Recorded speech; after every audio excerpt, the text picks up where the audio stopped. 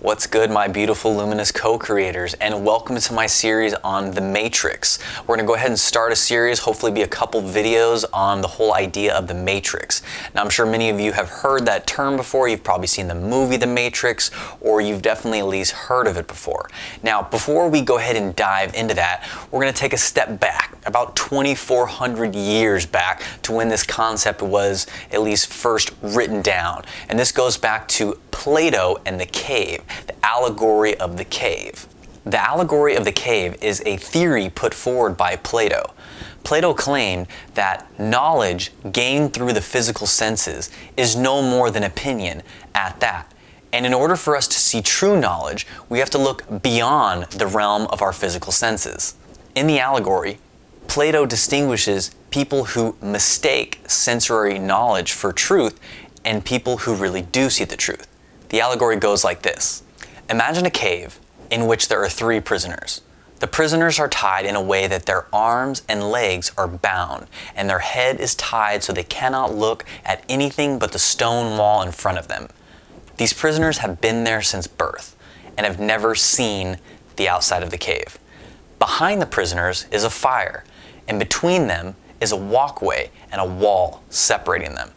People outside the cave walk along this walkway carrying things on their head, including animals, plants, wood, stone, figurines. So imagine you are one of these prisoners. You can't look behind you. You can't look to the side of you. You are forced to look at only the wall in front of you.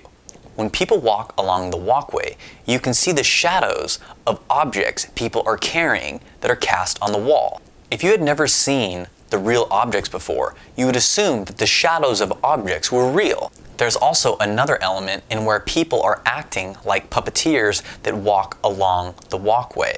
They are displaying images that they want the prisoners to see. In a sense, they are creating a fabricated reality and showing them only what they want them to see. The game.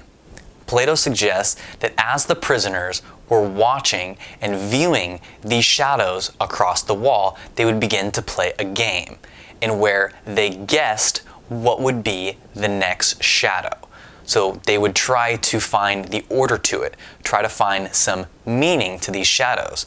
And the one who guessed correctly on what the next shadow would be, they would kind of coin him as the master. The escape. One of the prisoners escapes from his bindings. As he makes his way outside, he is blinded by the light. He does not understand the world that is in front of him. After a while, and his eyes adjust from the darkness to the bright light, he doesn't believe what he is seeing is real.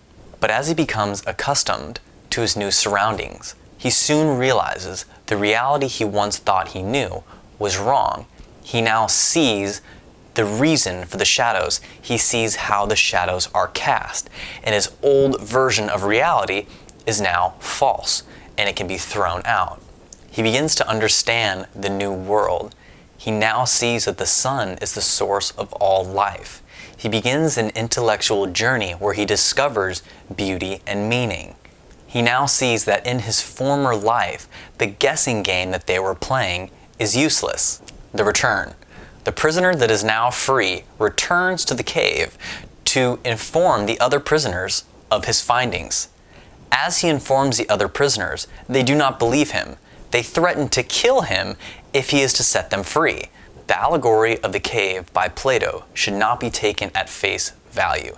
There are many ways to interpret the story and many different aspects of truth that it represents. So first we'll start with the cave.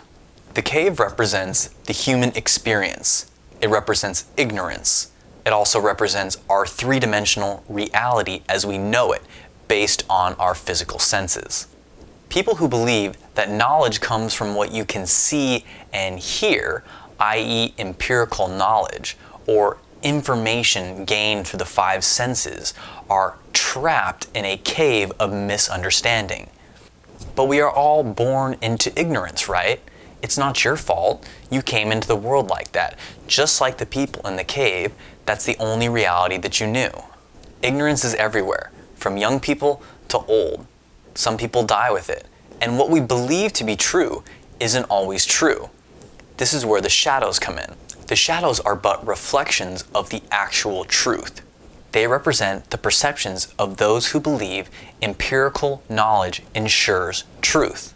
If you believe that what you see should be taken as truth, then you are merely seeing a shadow of that truth. Next is the chains.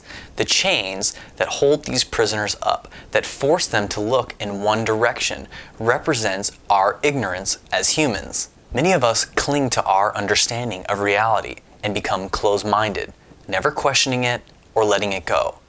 In fact, some people become hostile when it comes to questioning or letting go of their version of the world. Next is the puppeteers. The puppeteers represent those in society that tell us what to believe or how to think.